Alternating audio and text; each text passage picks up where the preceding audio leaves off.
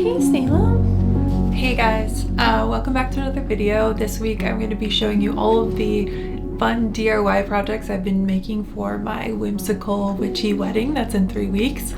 And I'm really excited to show you everything, but I wanted to just address something that's been really heavy on my heart and it's been really tough for me to deal with. And if you aren't already aware, my soul doggy Flynn passed away last week. It was really sudden and really traumatic, and it's not something that I was prepared for, even though I knew he was getting older, and I'm still having a hard time dealing with it. I got him when I was 18 years old and I'm 31 now, so I had him for 13 years and he was my first love. He was a protector in my life, even though he was only 14 pounds. He had this sort of alarm system in him, and it was always for good reason. He never barked at nothing. He always kept me safe, and every phase of my life he was there. I mean, my teens turning into a woman and transitioning, you know, from college to being an adult, and from being a civilian to being in the military, and then from being in the military to be a civilian again, and falling in love and getting engaged and moving and heartbreak and meeting the most amazing people that he touched, as well as, you know, they loved him so much. And it just is so hard for me to grasp and understand that he's just not here anymore, and I just love him so much. And so I wanted to dedicate this video to him in his memory, because for my wedding I want to incorporate him in a lot of the decor and in some of the events, and I'm going to show you how I'm going to be doing that. And one thing about Flynn is his favorite place to be was the garden. He just loved to walk around and sniff the flowers. He loves zinnias for some reason. Those are his favorite flower, and that's kind of like his little domain back there. And my garden specifically always has dragonflies and very few butterflies for some reason, and he just always loved watching dragonflies. And so now when I see dragonflies I think of him. And so I'm going to incorporate a lot of dragonflies you'll see into the wedding, and I'm wearing these dragonfly earrings that my beautiful friend Anna got for me in memory of him, and I'm just really excited to incorporate him into everything. And I have some very fun ideas, and honestly I'm very open to ideas. I did ask on my TikTok, and so many very sweet, kind comments of different ways to incorporate him, and I'm definitely using some of those ways. And I'm very adamant about including him on that special day, because he was there for every other important part of my life, so I can't not let him be a part of this one. But that's all I'm going to say about that. I don't want this to be a sad video. It is, you know, a very happy time in my life for getting married, and I'm just so, my life feels so full. It is so bittersweet, and it's difficult emotions for me to sift through, I suppose, but I'm getting through it. And luckily I have the most supportive partner in the world and the most supporting friends and family, and I just feel so incredibly lucky about that. So anyway, before I get into all the DIYs, I do want to tell you the theme of my wedding in case it hasn't already been made known. I feel like I've talked about it a little bit in other videos, but my wedding is going to be on the top of a mountain in Colorado. My dad and my stepmom own this beautiful house. Sorry, there's a plane going by. I think about 10 or 15 acres of land around the house, and it's all on this mountain, very secluded. They have neighbors that you can see very far away with some binoculars, but other than that, it just feels like its own little magical world away from everybody.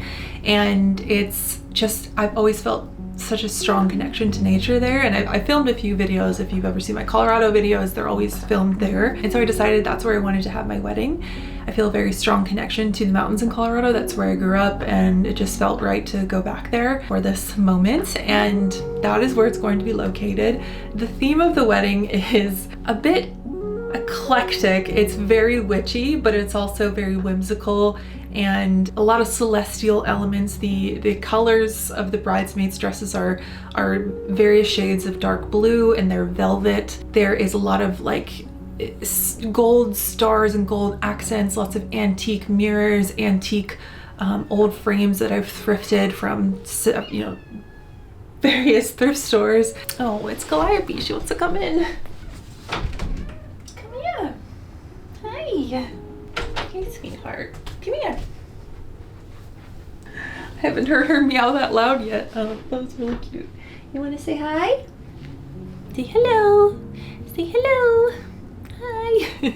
Anyway, so yes, lots of celestial star things, but also leaning super heavily into wildflowers and just my love of flowers and garden and nature. And so it's going to be lots and lots of flowers, pressed flowers, live flowers, dry flowers. My shoes have flowers all over them. My little flower girl has matching flower shoes to me, and it's just tons and tons of wild, colorful flowers. Colorado, the mountains are known for just the most beautiful wildflowers, so I just felt like leaning into that. Yeah, it's just very whimsical, and think like if you stumbled upon a group of fairies and elves celebrating a wedding in the forest. That's kind of the vibe we're going for. Plus lots of Taylor Swift. I was making my playlist last night to give to my DJ, and every single playlist had like a good majority were Taylor Swift songs or covers or remixes, and thank God Chris likes Taylor Swift as much as I do. Well, that's a stretch. Not as much as I do, but he definitely likes Taylor Swift and likes her music and is totally fine with that much Taylor Swift. So that is really, really good. I think that's about it as far as this intro goes. Like I think this video will speak for itself. I think I've found a lot of really cool inspiration through Pinterest and also through my friends and just my own ideas. So I hope that they're inspiring to you. If you are getting married anytime soon and you're looking for DIY projects, or even just to incorporate this in a different party, like a birthday party or just a picnic or whatever, you know, you can use all of these ideas. I do not mind. So anyway, without further ado, let's go ahead and get into the video.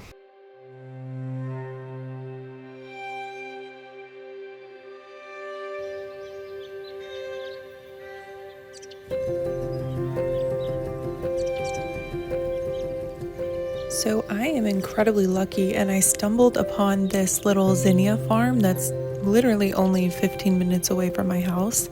And like I said in the beginning of the video, zinnias always remind me of Flynn, and I decided that I wanted to make flower confetti for when Chris and I walk down the aisle after we are married. So my friend Kyra and I just went and got a ton of zinnias and picked as many as we could, and also just really thoroughly enjoyed ourselves in the sun with the butterflies because we both love flowers so much.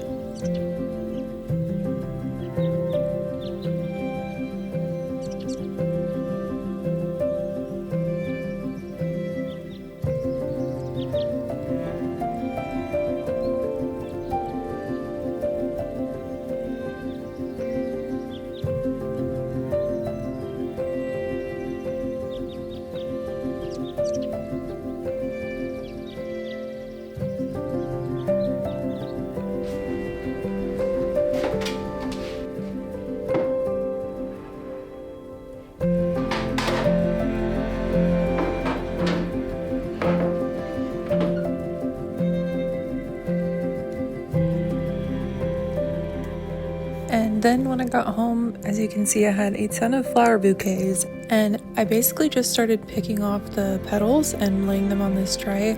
I found a few different websites that said that you could bake them in the oven for increments of 10 minutes at like 165. I'd never done that before, so this is me attempting to do that, but as you'll see later, I end up really liking the way that they look naturally dried, but I think it's good to try different methods to see what works best for you.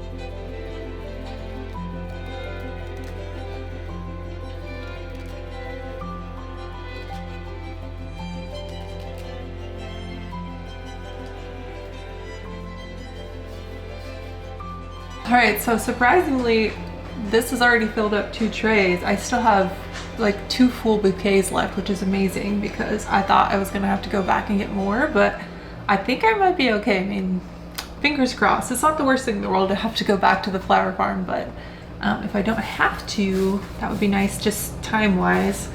So I'm gonna go ahead and bake these, and then I also need to figure out a way to store them and then get them to Colorado safely. So I'm gonna put these in the oven for increments of 10 minutes and we'll see how it goes. I also want to show you guys I did dry zinnias from my own garden, but I did them air drying because I actually didn't know you could do this until recently. So I want to see the difference between the air drying and the oven drying, and I think that'll be interesting.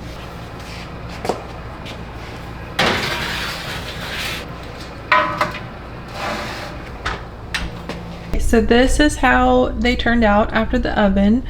They're a lot less colorful, which I expected, especially this batch. I think I had mostly white and yellow, maybe. I don't know. I feel like it was a lot more colorful, like a lot more pink. So because of that, I'm going to show you, this was the batch that I just old-fashioned air dried. And I decided that that's going to be the way that I do the rest of them. I'm okay with these, they're fine. They just don't look as good as the air dry in my opinion. So I'm going to air dry the rest of them. I'm glad I didn't do them all like this. But I think like a nice mixture of texture and color will be nice. Although the thing is, these still aren't even really dry.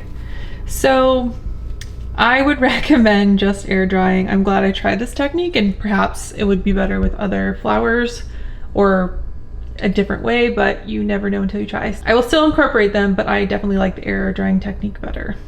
Okay, so I went ahead and did another tray. This is from a bouquet that my friend gave me because of Flynn, and it was starting to wilt, so I turned it into this. And then it's also a mix of stuff from my garden as well. So I'm gonna take this to the shed. I already have the other one that I just made in the shed, and I'm going to put this one out there as well to continue to dry. This is the one that was from the oven that didn't turn out as good, but still gonna use it.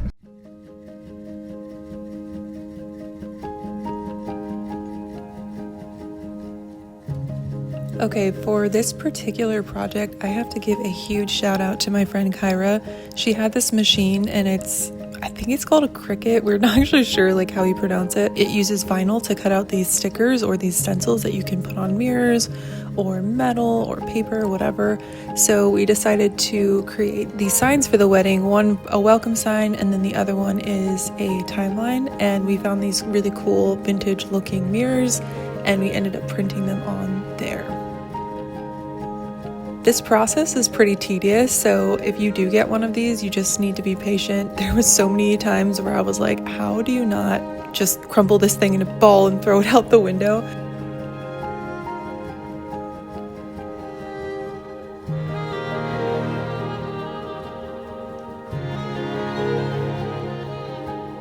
She taught me a lot of techniques. What she's doing right here is called weeding, and you're basically picking out the little parts on the inside of the letters. And this part actually was kind of fun at first, but again, it just got very tedious.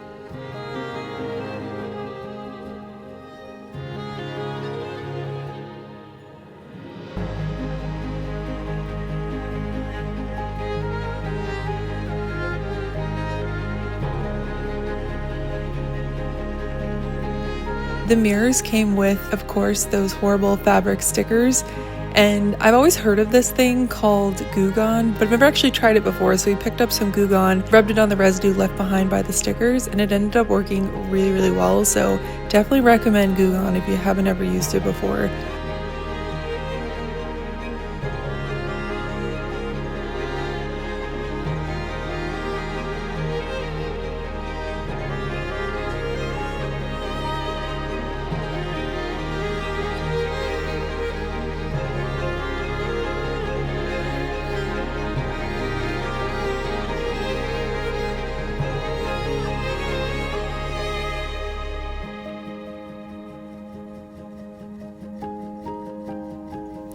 So this is how they turned out, and I'm really happy with them, and I feel like they give very vintage, whimsy, garden fairy vibes.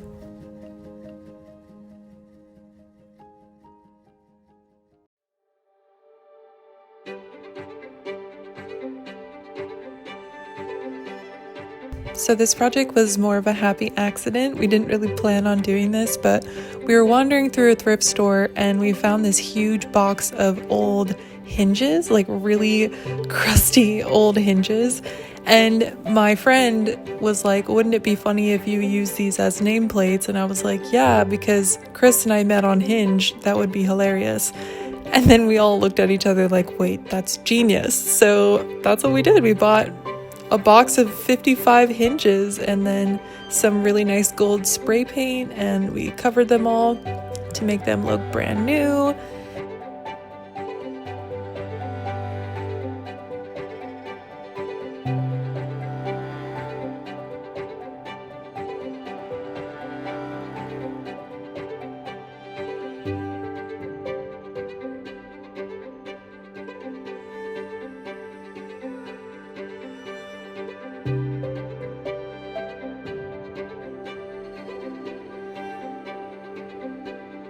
And once they were all dry from spray painting, we took them inside and then used that same machine we used for the mirrors and printed out everyone's name individually and stuck them on. This process took so long, and we stayed up until like 1 a.m. doing this, drinking a bottle of wine by candlelight, watching Outlander. It was actually very pleasant.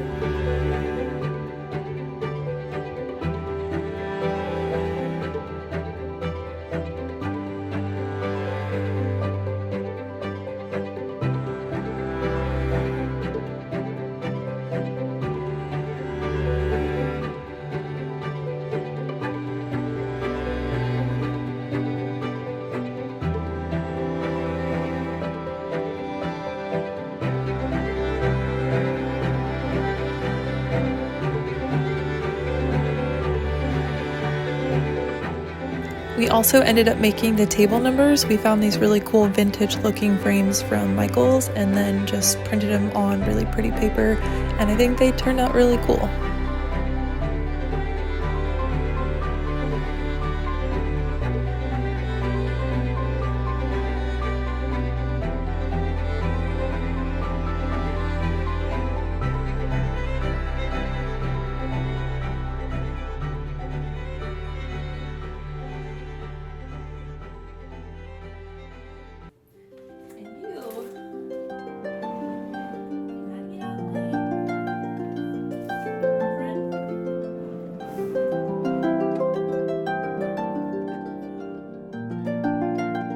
This one was probably my favorite one to make. It was basically inspired based on this photo and just Colorado wildflowers in general, and I just took some Mod Podge and some dried flowers and just pressed them, and I think it looked so pretty.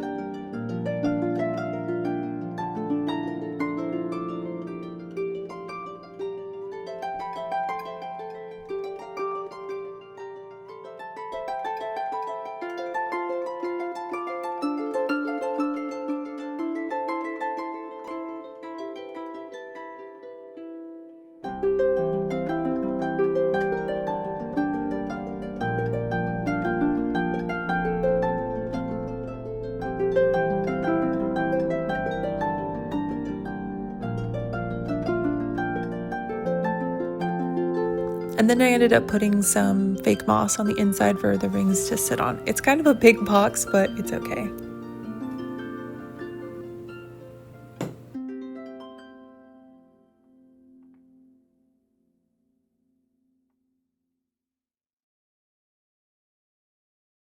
So I want to show you guys kind of the beginning of my idea, and then we'll kind of like go through it together. But we went to thrift stores. So almost all of this is from a thrift store or Facebook Marketplace. And we found all these very cool, yes, Sailor Mignon. We found all these very cool vintage, kind of old wood whimsical looking picture frames that we're going to be putting all of the table seating arrangements in. I know, Salem, you can't go outside. I'm sorry. And then we also have these two frames that I found from a thrift store as well that the signature cocktails are going to go in, which I'm really excited when I print all this stuff out to show you. But I just wanted to show you kind of the frame idea, like this is the vintage touch that we're adding to the wedding. And then on top of that, we have all of these antique gold, brass, silver candlesticks and candelabras, and all of this was found from either a thrift store, or these were all from a lady on Facebook Marketplace who had been collecting them from thrift stores for a really long time. And I have more in here. I know, Salem. Hi, buddy. And I have more upstairs, so we're just going to be decking out everything, every table with these candelabras. And then on the ground, we're gonna have a bunch of lanterns, like very large lanterns. So, and then also hanging up in the trees and like along the house are gonna be just like fairy lights. So it's gonna be very, very well lit because it's mostly a nighttime wedding. And then we found these two beautiful, this one is not from a thrift store, this one is, beautiful frames to put pictures of Flynn in. And there's little Calliope right there sleeping away.